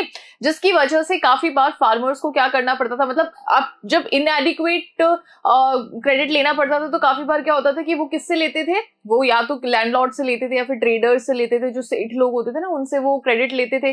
फिर उस क्रेडिट को चुकाने के लिए काफी बार उनको बहुत प्रॉब्लम्स का सामना करना पड़ता था, क्योंकि उसमें ना वो लोग हाई रेट ऑफ इंटरेस्ट लगाते थे, और जब हाई रेट ऑफ इंटरेस्ट लग जाता था तो फार्मर्स ना प्रिंसिपल अमाउंट चुका पाता था और ना ही वो इंटरेस्ट चुका पाता था, तो वो कहीं ना कहीं एक डेब्ट ट्रैप की सिचुएशन में फंस जाता था। तो ये भी एक बहुत बड़ी प्रॉब्लम थी। Next is holding capacity. अब होता क्या था कि जैसे एक गांव है, उस गांव में 5 अगर बड़े सेठ हैं, तो उन 5 बड़े सेठ जो भी हैं उनके पास में पूरे गांव की जमीन होती थी, ठीक है। और बहुत से ऐसे मेजॉरिटी में ऐसे किसान होते थे जो कि गरीब होते थे, उनके पास में खुद की जमीन नहीं होती थी, और होती थी भी तो बहुत ही छोटे पीस ऑफ लैंड्स होते थे। तो ये जो होल्डिंग कैपेसिटी थी ना, ये बहुत ही इनइक्वल थी। किसी के पास तो पूरे गांव की जमीन है और किसी के पास में बिल्कुल भी जमीन नहीं होती थी, ठीक है। तो ये होल्डिंग कैपेसिटी भी एक तरीके से प्रॉब्लम थी। ऑल्दो इसको फिर बाद में चेंज किया गया, एक लिमिटेशन सेट कर दी थी कि हर व्यक्ति के पास में सिर्फ इतनी ही जमीन होनी चाहिए। अगर इससे ज्यादा अगर उस व्यक्ति के पास में जमीन पाई जाएगी तो गवर्नमेंट क्या करती थी कि उस जमीन को खुद के नाम करा लेती थी, मतलब सीज कर लेती थी, और फिर जिनके पास में जमीनें नहीं होती थी, जिन किसानों के पास में, उनको वो अलॉट कर देती थी। तो ये रिफॉर्म्स यहाँ पे लेके आए गए थे। फिर अपन बात करते हैं कुछ जनरल प्रॉब्लम की। तो सबसे पहले जनरल प्रॉब्लम के अंदर अपन बात करने वाले हैं पॉपुलेशन प्रेशर ऑन लैंड। अब हमें ये चीज पता है कि हमारी कंट्री के अंदर जो पॉपुलेशन बढ़ रही थी, जो बहुत ही रैपिडली बढ़ रही थी, ठीक है, जो रेट ऑफ पॉपुलेशन थी वो बहुत ही रैपिड थी। अब इस बढ़ती हुई पॉपुलेशन का बच्चों जो प्रेशर था वो जमीन पे बहुत ज्यादा बढ़ता जा रहा था, क्योंकि एक तो किसानों के पास में जमीन नहीं थी, पॉपुलेशन बढ़ती जा रही थी, कल्टीवेशन इतना हो नहीं पा रहा था, है ना, एक्सप्लॉइट हो रहे थे फार्मर्स। और उसके बाद में अगर पॉपुलेशन भी बढ़ती जाएगी तो फिर जो चीज 10 लोगों में इजीली बढ़ सकती है, अब उसी चीज को जो 50 लोगों में बांटना हो तो बहुत ज्यादा इनइक्वालिटी आप कह सकते हो, और हर किसी के पास में प्रॉपर अमाउंट पहुंचता भी नहीं था, ठीक है। तो पॉपुलेशन की वजह से भी काफी ज्यादा चीजें और ज्यादा मुश्किल हो गई। Next is negligence of natural resources. अब जो नेचुरल रिसोर्सेज थे उनको प्रॉपरली यूज नहीं किया जा रहा था, ठीक है। नेचुरल रिसोर्सेज को एक तरीके से एक्सप्लॉइट किया जा रहा था, उनको ओवर यूज किया जा रहा था, या फिर उनका फुलफिल मतलब पूरी तरीके से उनको फुलफिल नहीं किया जा रहा था। तो ये सारी भी एक तरीके से प्रॉब्लम्स के तरीके यहाँ पे देखा गया है। Next is agricultural instability. अब एग्रीकल्चर भी बिल्कुल स्टेबल तो था नहीं। हमें ये पता है कि प्रेशर बहुत ज्यादा था, जितनी पॉपुलेशन बढ़ रही थी वो ज्यादा से ज्यादा एग्रीकल्चर सेक्टर के ऊपर ही डिपेंड हो रही थी। तो यहाँ पे स्टेबिलिटी आने की बजाय एग्रीकल्चर बहुत ज्यादा इनस्टेबल होती जा रही थी। तो ये कुछ जनरल प्रॉब्लम्स हो गए। अब कुछ टेक्नोलॉजिकल प्रॉब्लम के बारे में बात करते हैं। So production technique. अब हमारी जो प्रोडक्शन टेक्निक थी वो बहुत ही ज्यादा पुरानी थी। पुरानी प्रोडक्शन टेक्निक होने की वजह से प्रोडक्शन इतनी हो नहीं पाता था, प्रोडक्टिविटी हमारी इतनी बढ़ नहीं पा रही थी, जिसकी वजह से क्या हो रहा था कि इतनी ज्यादा जो पॉपुलेशन है उनका मतलब बहुत से ऐसे लोग थे जिनको खाना नहीं मिल पाता था, ठीक है। तो टेक्निक्स जो थी हमारी वो बहुत ही ऑब्सोलीट थी, बहुत ही आउटडेटेड थी, right. Next is irrigation facilities are in short supply. अब इरिगेशन फैसिलिटीज जैसा भी अपन ने पहले बात करी थी कि मोस्टली एग्रीकल्चर किस पे डिपेंड करता था, रेनफॉल पे डिपेंड करता था। तो इरिगेशन फैसिलिटीज जो थी वो भी बहुत ही कम थी। फिर क्रॉपिंग पैटर्न। अब क्रॉपिंग पैटर्न उस टाइम पे बिल्कुल भी ठीक नहीं था, ठीक है। मोस्टली क्या करते थे जो किसान होते थे वो एक ही तरीके के पैटर्न को फॉलो करते थे, मल्टी क्रॉपिंग को वो नहीं एनकरेज करते थे, उसको वो उन चीजों पे वो फोकस नहीं करते थे। वो सिर्फ अपने क्रॉप की हेल्थ पे फोकस करने लगे थे कुछ टाइम बाद में, जब केमिकल फर्टिलाइजर्स ये सारी चीजें आने लगी, तो वो सिर्फ अपने क्रॉप की हेल्थ को फोकस करते थे, सॉइल की हेल्थ को फोकस नहीं करते थे। तो ये कुछ ऐसी प्रॉब्लम्स थी जो कि उस टाइम पे एग्रीकल्चर ने फेस करी थी। अब जब आपको आंसर लिखना होगा तो उस टाइम के अंदर अगर आप अपने इस आंसर को इस तरीके से डिवाइड करते हो कि कुछ इंस्टीट्यूशनल प्रॉब्लम, कुछ जनरल प्रॉब्लम्स और कुछ टेक्निकल प्रॉब्लम्स, तो वो एक तरीके से आपके आंसर को बहुत अच्छा दिखाएगा, ठीक है। और मैं हमेशा आपको एक चीज कहती हूँ कि जो भी ऐसे हेडिंग वाइज जो आंसर होते हैं ना उसके अंदर हेडिंग को हमेशा हाईलाइट करो, ठीक है। इसका मतलब ये नहीं है कि आप कलर पेन लेकर के पेन और जो डिफरेंट कलर की पेंसिल्स होती है वो लेकर के आप वहां पे ड्रॉइंग करने लग रहे हो। ऐसा बिल्कुल नहीं करना है, इससे सिर्फ टाइम वेस्ट होगा। मेरा जो मतलब है हाईलाइट करने का, इट सिंपली सेज दैट उसको थोड़ा सा बोल्ड में लिख लो और उसको अंडरलाइन कर लो, और जो आप अंडरलाइन करोगे उस अंडरलाइन को थोड़ा सा डार्क करो, सो दैट देखने वाले का सीधी सीधी नजर उसी पे जाए जो कि मेन है, राइट। तो इस तरीके से आप अपने आंसर को और ज्यादा अट्रैक्टिव बना सकते हो। ठीक है, आगे बढ़ते हैं। नाउ अब ये सारी प्रॉब्लम्स थी, अब ऐसा तो नहीं था ना कि इन प्रॉब्लम्स के चलते ही एग्रीकल्चर हमारा इसी तरीके से चलता रहेगा। भाई चेंजेस तो लाने की बहुत ज्यादा जरूरत थी। अब रिफॉर्म्स क्या होते हैं, तो चेंजेस का मतलब ही होता है रिफॉर्म्स। इतनी सारी प्रॉब्लम्स को देखने के बाद में अब जरूरत थी कि यहाँ पे रिफॉर्म्स लाए जाएं, ठीक है, कुछ चेंजेस लेके आए जाएं। So the agriculture industry did not experience expansion or equity during colonial control. अब देखो जब अपन बात करते हैं colonial control, तो colonial control का मतलब क्या है, जब हमारे ऊपर ब्रिटिशर्स राज कर रहे थे, है ना, तो उस पीरियड को हम कॉलोनियल पीरियड कहते हैं, राइट। उस दौरान जो हमारे लोग जो एक्सप्लॉइट हो रहे थे तो उसको कॉलोनियल एक्सप्लॉइटेशन कहते हैं। तो कॉलोनियल पीरियड बेसिकली वही है जब ब्रिटिशर्स हम लोगों पे रूल कर रहे थे। सो कॉलोनियल कंट्रोल यानी कि यहाँ पे जब जो एग्रीकल्चरल सेक्टर था वो पूरा उन्हीं लोगों के कंट्रोल में था। Institutional reforms and green revolution were implemented by government to address the concerns of agriculture growth and equity. अब यहाँ पे गवर्नमेंट ने क्या किया कि ये सारी चीजें देखने के बाद में अब चेंजेस लाने की जरूरत थी, तो गवर्नमेंट यहाँ पे ग्रीन रेवोल्यूशन लेके आई थी। अब ग्रीन रेवोल्यूशन क्या है? ग्रीन रेवोल्यूशन बेसिकली इसके अंदर कुछ ऐसी टेक्निक्स का यूज किया गया था जिसके कॉन्सिक्वेंसेस में हमें ये देखने को मिला कि हमारा एग्रीकल्चर प्रोडक्शन बहुत ज्यादा बढ़ गया था। अब ये टेक्नोलॉजी क्या थी, तो हम अलग तरीके के बीज लेके आए थे, HYV सीड्स का हमने यूज किया था, राइट, इंसेक्टिसाइड, पेस्टिसाइड्स, फिर अपन यहाँ पे अलग अलग तरीके के जो कंपोस्ट होते हैं उनका यूज किया था। अब इससे हुआ ये कि हमारा प्रोडक्शन बहुत अच्छा हो गया था। जहां पे एक पॉइंट पे हमारा प्रोडक्शन, एग्रीकल्चर प्रोडक्शन बिल्कुल भी नहीं हो रहा था, उसके बाद में जब हमने ये टेक्निक यूज करी तो उससे हमारा जो प्रोडक्शन था वो काफी गुना बढ़ गया था। तो ये एक तरीके से रेवोल्यूशन लेके आया था, ठीक है, क्रांति लेके आया था, चेंज लेके आया था बहुत भारी। इसीलिए इस टेक्नोलॉजी को हम किस नाम से जानते हैं बच्चों? ग्रीन रेवोल्यूशन के नाम से जानते हैं। ऑल्दो अभी आपका आगे पूरा टॉपिक आएगा, ओके। सो क्योंकि अपन यहाँ पे एग्रीकल्चर के रिफॉर्म्स के बारे में बात करें तो बहुत सारे रिफॉर्म्स यहाँ पे लेके आए गए थे। सबसे पहला था लैंड रिफॉर्म्स। अब लैंड रिफॉर्म्स को हम इसलिए पढ़ते हैं क्योंकि हमें ये पता है कि जो टेनेंट्स और जो लैंडलॉर्ड्स का जो रिलेशन था वो कितना कॉम्प्लेक्स था। उसके लिए बहुत जरूरी था कि लैंड रिफॉर्म्स लाए जाएं, ठीक है।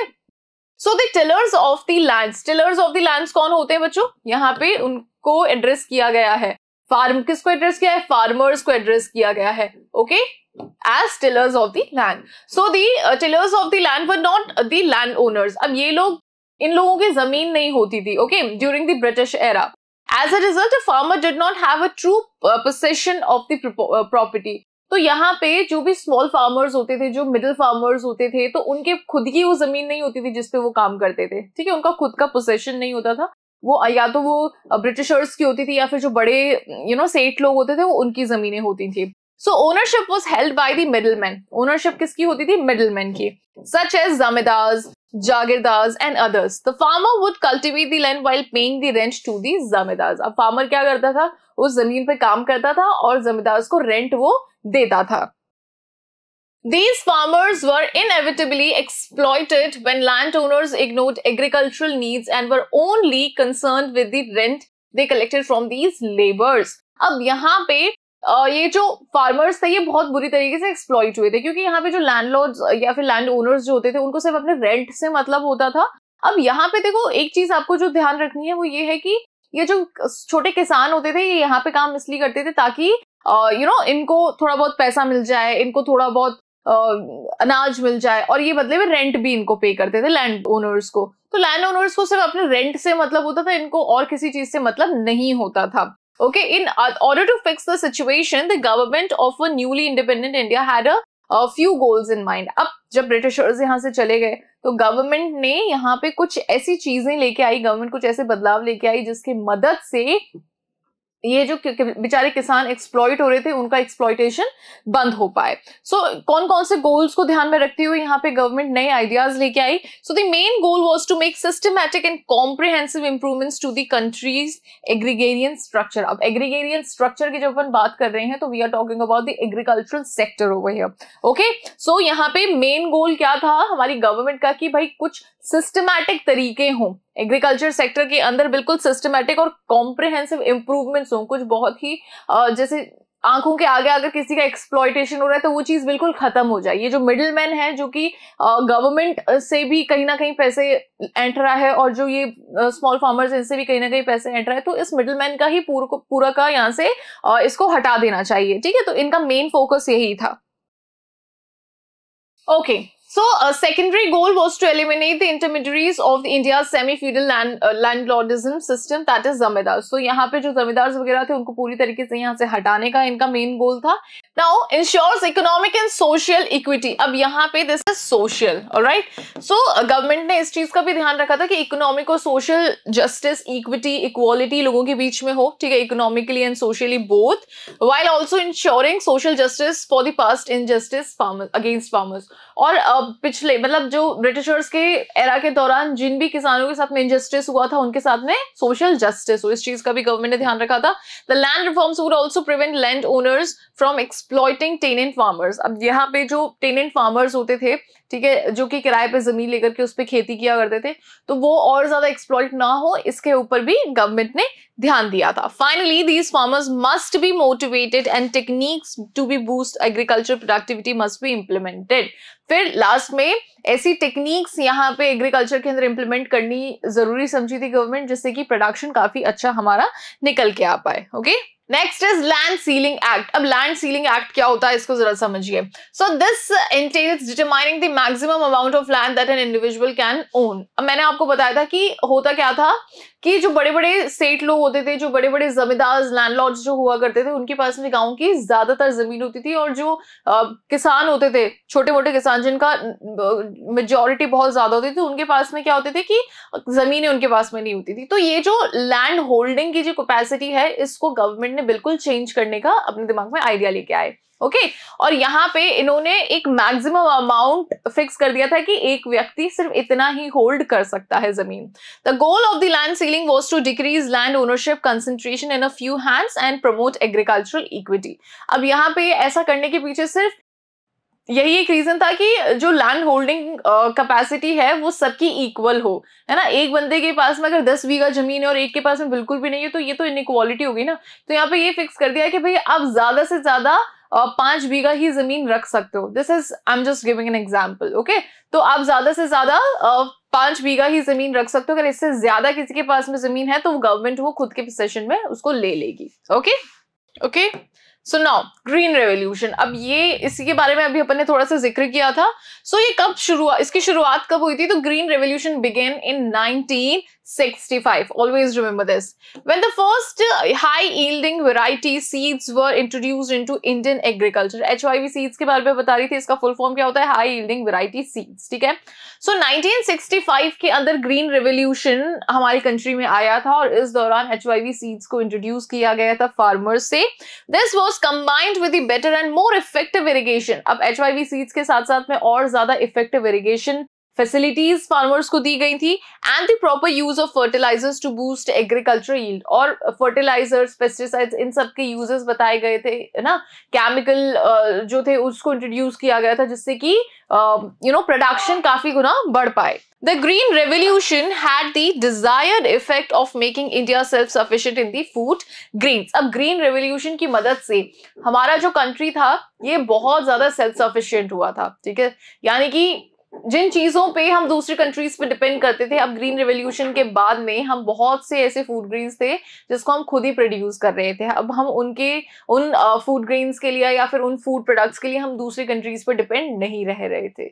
Okay, so this was also a positive impact of green revolution. The HYV seeds performed better in wheat crops and were effective in areas with adequate irrigation. तो व्हीट, जहां पे गेहूं की खेती होती थी, वहां पे इसका ग्रीन रेवोल्यूशन का HYV सीड्स का बहुत ज्यादा गुड इम्पैक्ट देखने को मिला था। और साथ साथ में जहाँ पे अच्छा इरिगेशन मतलब अच्छी इरिगेशन फैसिलिटीज जहाँ पे भी होती थी वहां पे भी इसका एक बहुत पॉजिटिव इम्पैक्ट देखने को मिलता था। As a result the first stage of green revolution concentrated on states with a stronger infrastructure like Punjab and Tamil Nadu. तो फर्स्ट स्टेज के अंदर जो ग्रीन रेवोल्यूशन जहां पे सबसे ज्यादा देखने को मिला था that was in Punjab and in Tamil Nadu. Several other states received HYV seeds during the second phase, और बहुत से ऐसे स्टेट्स थे जिनको सेकंड फेज के अंदर ये HYV सीड्स रिसीव हुए थे। Other crops beside weeds were also included in this strategy. अब सिर्फ यहाँ पे सिर्फ गेहूं के ऊपर ही फोकस नहीं किया जा रहा था, अदर क्रॉप्स को भी इसके अंदर इंक्लूड किया जा रहा था। Okay, proper irrigation is prerequisite for HYV seeds. HYV seeds के लिए बहुत प्रॉपर इरिगेशन की जरूरत होती है। Crops grown from HYV seeds require alternated quantity और water delivery throughout the growth. तो इन सीड्स को अल्टरनेटिव डेज पे वाटर की बहुत ज्यादा जरूरत पड़ती है एक अच्छी ग्रोथ के लिए।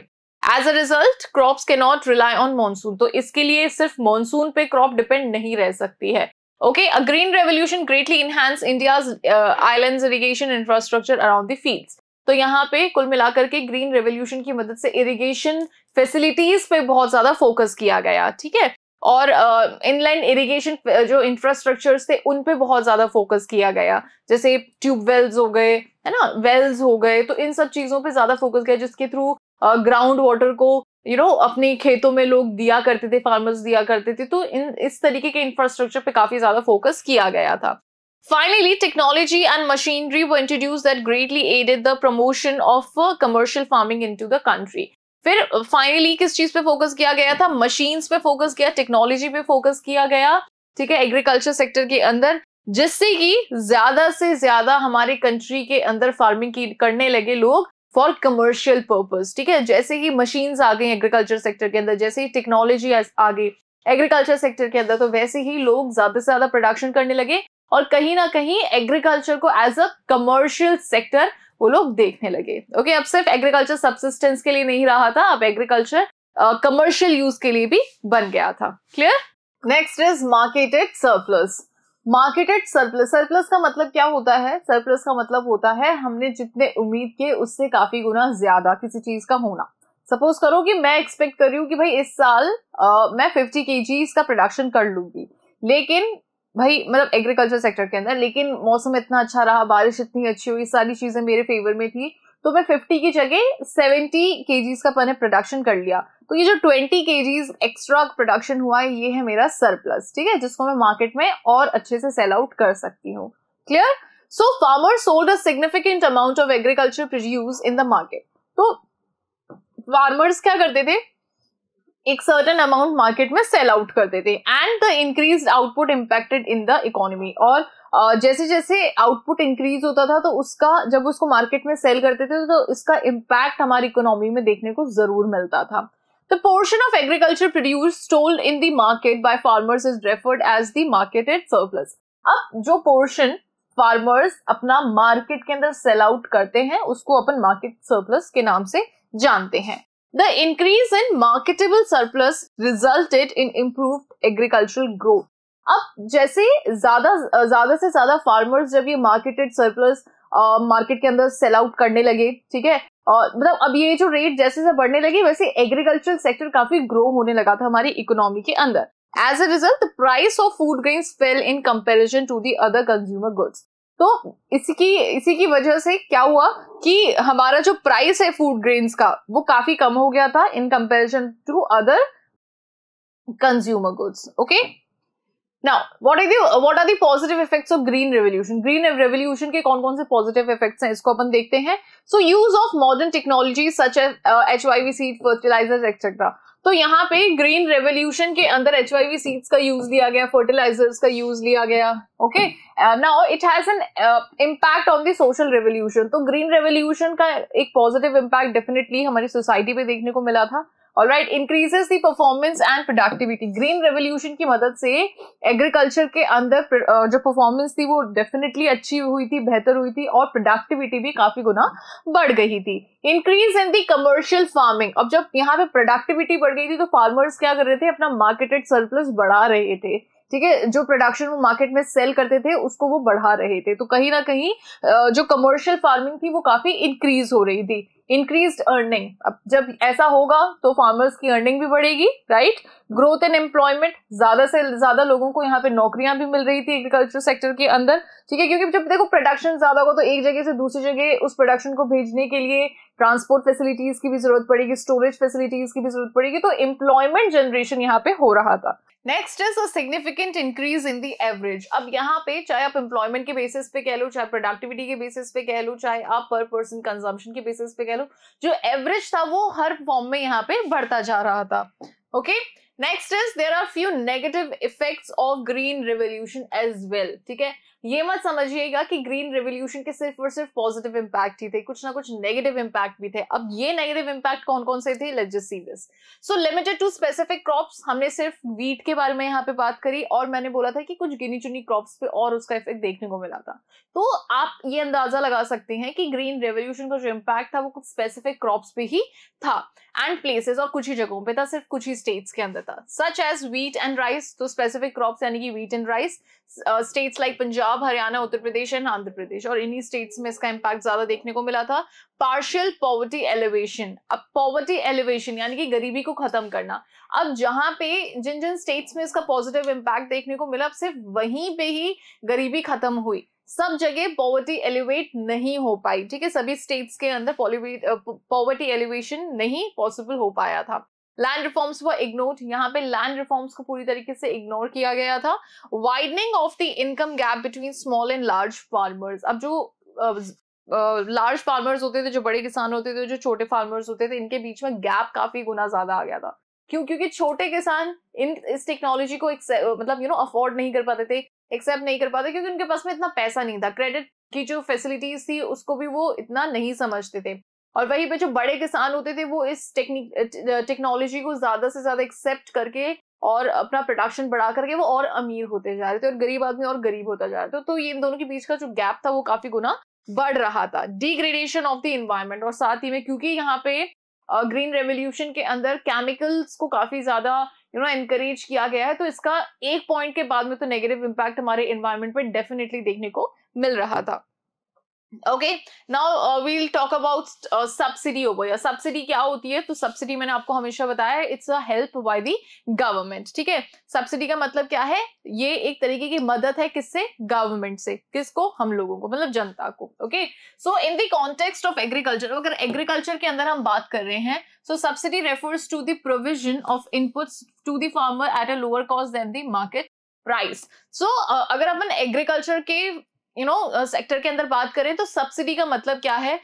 जैसे अगर किसी टूल की प्राइस अगर 500 रुपीज है और अगर उस पे सब्सिडी दे रही है गवर्नमेंट, तो वो थोड़ा कम प्राइस में फार्मर को मिल जाएगी। हो सकता है 500 की बजाय वो 250 में मिल जाए। ठीक है, तो सब्सिडी से होता क्या है कि जो चीज आपको बाहर यानी कि मार्केट में ज्यादा प्राइस की मिली, गवर्नमेंट आपको उसको थोड़ा सस्ते में मिला देती है। तो एग्रीकल्चर के अंदर यही है दैट जो इनपुट्स होते थे, है ना, जैसे सीड्स हो गए, ये फर्टिलाइजर्स वगैरह हो गए, तो सरकार ने उस पर सब्सिडी दी थी, यानी कि थोड़ा सा हेल्प जो थी ये सरकार की तरफ से, उसके अंदर प्राइस वाइज वो थोड़ा सा कम कॉस्ट होती थी फार्मर्स को। Okay, role of subsidy, small farmers were given low interest loans. जो स्मॉल फार्मर्स होते थे उनको यहाँ पे लोन मिलता था बहुत ही कम रेट ऑफ इंटरेस्ट पे। ठीक है, and fertilisers subsidy by the government, और फर्टिलाइजर्स वगैरह मिलते थे as in the form of subsidy government की तरफ से, ensuring that they had access to the necessary inputs. और इस चीज का भी गवर्नमेंट ध्यान रखती थी कि जिन जिन चीजों की जरूरत होती है आज के टाइम में एग्रीकल्चर के अंदर, वो सारी चीजें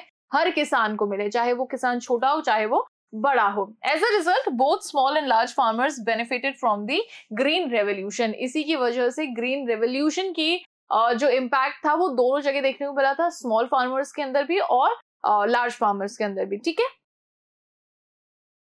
चलिए, the service provided by the government established research institute significantly lowered the chance of small farmers being wrecked by the pest attack their crops। अब ये जो सर्विसेज यहाँ पे दी जा रही थी, ठीक है, इससे क्या था कि जो स्मॉल फार्मर्स होते थे उनकी जो क्रॉप्स खराब हो जाती थी पेस्ट वगैरह के वजह से, तो अब ये जो इन सर्विसेज की मदद से उनकी क्रॉप इतनी ज्यादा खराब नहीं होती थी, उनको एक तरीके का प्रोटेक्शन मिल गया था।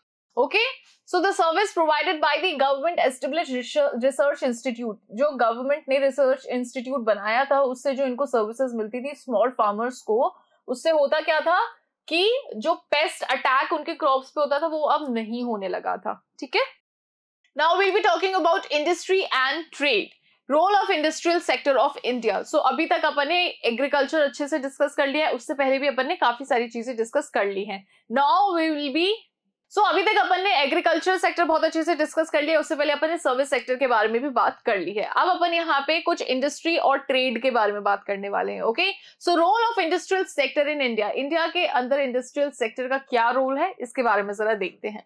The importance of industrialization in countries' economic prosperity cannot be overstated. अब देखो, किसी भी इकोनॉमी को अगर ग्रो करना है, ठीक है, हर सेक्टर के अंदर, तो ये बहुत ज्यादा जरूरी है कि उसका इंडस्ट्रियल जो बैकग्राउंड है वो भी ग्रो करे। ठीक है, हर इकोनॉमी आज के टाइम में जितनी भी डेवलप्ड इकोनॉमीज हैं, अगर आपने कभी गौर किया होगा तो ये चीज आपको जरूर देखने को मिलेगी कि वहां का जो इंडस्ट्रियल बेस है वो काफी ऊपर की तरफ है ना, जहां से उन्होंने शुरुआत करी थी। आज अगर वो देखो, अगर आप उनके कंपैरिजन को देखो तो आपको ये देखने को मिलेगा कि उनका इंडस्ट्रियल सेक्टर काफी ऊपर उठा है। तो हर इकोनॉमी के डेवलपमेंट के पीछे उसका इंडस्ट्रियल जो एरिया होता है, इंडस्ट्रियल सेक्टर जो होता है, वो काफी बड़ा होना चाहिए। ओके, सो यही यहाँ पे बताया कि the importance of industrialisation in country's economic prosperity can not be overstated, मतलब उसको आप अपन नजरअंदाज नहीं कर सकते हैं। Economically affluent economies are those that have advanced industries. अब इंडस्ट्रियली, अब यहाँ पे इकोनॉमिकली जो स्ट्रॉन्ग इकोनॉमीज होती हैं उनकी इंडस्ट्रियल सेक्टर उनका बहुत ज्यादा स्ट्रॉन्ग होता है, इसीलिए वो स्ट्रॉन्ग इकोनॉमीज होती हैं। Industrialisation is a pre request for an economy's final take off. ठीक है, इकोनॉमी अगर किसी की बहुत ऊपर बढ़ रही है तो उसका इंडस्ट्रियल एरिया जो है, जितनी भी इंडस्ट्रीज है, उसका बहुत ही ज्यादा पॉजिटिव इम्पैक्ट होता है। इसी की वजह से जो इकोनॉमीज हैं उन कंट्रीज की वो काफी ऊपर की तरफ चलती हैं। Okay, role of industrial sector meeting the ever increasing demands of the society. हमारे इकोनॉमी के अंदर जो भी सोसाइटी है, जितने भी लोग हैं, उनकी जरूरतों को पूरा करना किसके हाथों में है? इंडस्ट्रीज के हाथों में है। ओके, इंक्रीजिंग पीपल्स अर्निंग, और जितना ज्यादा लोग डिमांड करते हैं उतना ज्यादा प्रोडक्शन होता है, और जितना ज्यादा प्रोडक्शन होता है उतना ज्यादा एम्प्लॉयमेंट होता है। ठीक है, और लोगों की अर्निंग्स भी होती हैं। So increasing people's earning, significant room for expansion. अब ये एक ऐसा रूम है जो कि मतलब एक्सपेंड ही करता है, right. Important for significant number of exports. अब सिर्फ हमारे डोमेस्टिक इकोनॉमी या डोमेस्टिक मार्केट में ही नहीं, जो दूसरे कंट्रीज हैं वो भी जब हमारे कंट्री के प्रोडक्ट्स को या फिर सर्विसेज को डिमांड करती है, तो इससे हमारा एक्सपोर्ट भी बढ़ता है कहीं ना कहीं। तो इंडस्ट्रीज उसमें बहुत इंपॉर्टेंट रोल प्ले करती है, क्योंकि जितनी ज्यादा डिमांड होगी, चाहे डोमेस्टिक इकोनॉमी में चाहे इंटरनेशनल इकोनॉमी में, तो उसके लिए इंडस्ट्रीज को होना बहुत ज्यादा जरूरी है उस डिमांड को फुलफिल करने के लिए। It is a source of employment, ये भी अपन ने बात कर ली। It promotes modernisation, innovation, innovative techniques, इन सबको ये काफी ज्यादा प्रमोट करता है। ग्रोथ ऑफ इंफ्रास्ट्रक्चर, साथ ही साथ इंफ्रास्ट्रक्चर भी काफी ग्रो करता है। पब्लिक सेक्टर से शुरुआत करते हैं। अब पब्लिक सेक्टर के अंदर जितनी भी इंडस्ट्रीज होगी या फिर कमर्शियल फर्म्स होगी, उनकी ओनरशिप किसके हाथ में होगी? गवर्नमेंट के हाथ में होगी। यही चीज यहाँ पे बोली है, the public sector includes all the industrial and commercial firms owned by the government and administrated bye the government. अब इसका जो कंट्रोल है वो भी किसके हाथों में होता है? गवर्नमेंट के हाथ में होता है। किस तरीके से इंडस्ट्रीज को ऑपरेट करना है, इसका डिसीजन भी कौन लेता है? गवर्नमेंट लेती है, ईदर डायरेक्टली और through other organisation on its behalf. तो या तो डायरेक्टली गवर्नमेंट के हैंडल में होगा या फिर किसी दूसरे तरीके से गवर्नमेंट ही इन चीजों को हैंडल करती है। चलिए, next is role of the public sector in India. India के अंदर पब्लिक सेक्टर का क्या क्या रोल है, इसके बारे में अपन बात करते हैं। Filling the gaps in the industrial structure to promote rapid economic development. Economy के अंदर रैपिडली डेवलपमेंट अगर करना है तो उसके अंदर पब्लिक सेक्टर बहुत ही इंपॉर्टेंट रोल प्ले करती है। कैसे? इंडस्ट्रियल स्ट्रक्चर को मेंटेन करने में। Promoting enough infrastructure facilities to support economic progress. अब यहाँ पे इंफ्रास्ट्रक्चर फैसिलिटीज जो होती हैं, इस पे भी इन्वेस्टमेंट करती है, जिससे कि जितना ज्यादा इंफ्रास्ट्रक्चर हमारी कंट्री में होगा उतना ज्यादा हम ग्रो कर पाएंगे। Engaging in economic activities in those strategically important development areas. अब बहुत ही ऐसे डेवलपमेंट एरियाज होते हैं, वहां पे इकोनॉमिक एक्टिविटीज में एंगेज होती है government, where the private sector could skew the national goals spirit. जहां पे प्राइवेट सेक्टर इतना कुछ अच्छा नहीं कर पाते हैं, कुछ ऐसे एरियाज होते हैं, कुछ ऐसी इकोनॉमिक एक्टिविटीज होती है जहां पे प्राइवेट सेक्टर के अंडर में इतना कुछ करना नहीं होता है, वहां पे गवर्नमेंट अपना मैजिक दिखाती है। यानी कि गवर्नमेंट का वहां पे जो इन्वॉल्वमेंट होता है, जो इंटेलिजेंस होती है, वो काफी गुना ज्यादा होती है। Avoiding monopolies and concentration of power in hands of few. अब यहाँ पे गवर्नमेंट काफी बार ये इस चीज का भी ध्यान रखती है कि जो पावर है वो सिर्फ कुछ ही लोगों के हाथ में ना हो। Okay, bridging the gap between the rich and the poor. अमीर और गरीब के बीच में जो ये गैप है, इसको फुलफिल करती है government to reduce discrepancies in income and wealth distribution. So income के बेसिस पे, wealth distribution के बेसिस पे inequality ना हो, गवर्नमेंट इस बात का भी ध्यान रखती है। ओके, अब अपन बात करते हैं प्राइवेट सेक्टर की। सो यहाँ पे जो जितने भी यहाँ पे प्रोडक्शन के जो रिसोर्सेज होते हैं, उनकी ओनरशिप किसके हाथ में होती है? प्राइवेट सेक्टर के हाथ में होती है। So it refers to businesses that are owned, managed and controlled. अब यहाँ पे वो सारे बिजनेस आ जाते हैं जो कि प्राइवेट के ही होते हैं, ठीक है। उसको मैनेज भी प्राइवेट सिंगल पर्सन ही करता है, उसको कंट्रोल भी सिंगल पर्सन ही करता है। So it is done by a single person और a group of people, because the government has no influence. अब यहाँ पे गवर्नमेंट का कोई काम नहीं रहता है over private firms. It can not intervene into the operation. तो गवर्नमेंट यहाँ पे कोई काम रहता नहीं है, तो गवर्नमेंट इसलिए यहाँ पे इंटरफेयर भी नहीं कर सकती है।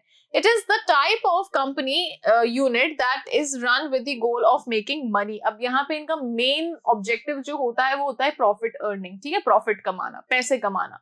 तो इनका मेन गोल ही यही होता है। और वहां पे अगर अपन बात करें पब्लिक सेक्टर की, तो वहां पे मेन गोल होता है सोसाइटी वेलफेयर, ठीक है, कि भाई इक्वालिटी रहे, जो इनकम है, वेल्थ डिस्ट्रीब्यूशन है, वो इक्वली हो। तो वो तो मेन गोल होता है पब्लिक सेक्टर का, और यहाँ पे मेन गोल होता है ज्यादा से ज्यादा प्रॉफिट अर्न करना। प्राइवेट सेक्टर का क्या क्या रोल है? So India as a mixed economy, India की अपन को पता है मिक्स्ड इकोनॉमी है, जहां पे प्राइवेट का भी अपना एक अलग एक अलग रोल है वहां पे, और पब्लिक सेक्टर का भी अपना एक अलग रोल है, यानी कि दोनों ही सेक्टर्स यहाँ पे एक साथ वर्क करते हैं। So India as a mixed economy has placed a high value on the private sector। हमारे इकोनॉमी के अंदर प्राइवेट सेक्टर की अपनी एक बहुत अच्छी खासी जगह है, in order to achieve quick economic development, जिसकी वजह से हम काफी ज्यादा इकोनॉमिकली डेवलप हो पाए हैं। In the fields of industries, trade and services, industries, trade, services के फील्ड के अंदर the government has assigned the private sector a distinct function। तो गवर्नमेंट ने यहाँ पे इन फील्ड्स में प्राइवेट सेक्टर को अपना एक अलग काम सौंप रखा है। Agriculture and related business such as dairy, animal husbandry, poultry and so on, which are India's most dominant industry। अब इंडिया की ये भी बहुत ही बड़ी इंडस्ट्रीज हैं, are completely controlled by the private sector। इन सभी को कौन कंट्रोल करके रखता है? Private sector. As a result, the private sector is playing increasingly vital role। तो एज अ रिजल्ट हम क्या देख पा रहे हैं कि जो प्राइवेट सेक्टर है वो बहुत ही इंपॉर्टेंट रोल प्ले करता है in managing the entire agriculture industry, ठीक है। जितनी भी एग्रीकल्चर इंडस्ट्री है, इसको पूरे को कंट्रोल करने का, मैनेज करने का हाथ जिम्मा किसके ऊपर है? प्राइवेट सेक्टर के ऊपर। As a result, ensuring that millions of people have access to food, जिसकी वजह से millions of people, उन लोगों को क्या मिल रहा है? खाने की फैसिलिटीज मिल रही है। Alright, so यहाँ पे आपका ये जो चैप्टर है ये होता है कंप्लीट। मुझे पूरी उम्मीद है कि आपको ये पूरा चैप्टर अच्छे से समझ में आ गया होगा। अगर आपको ये चैप्टर अच्छा लगा है, ये वीडियो अच्छा लगा है, तो इस वीडियो को लाइक कीजिएगा, चैनल को सब्सक्राइब करना और इस वीडियो को शेयर कीजिएगा। Thank you so much.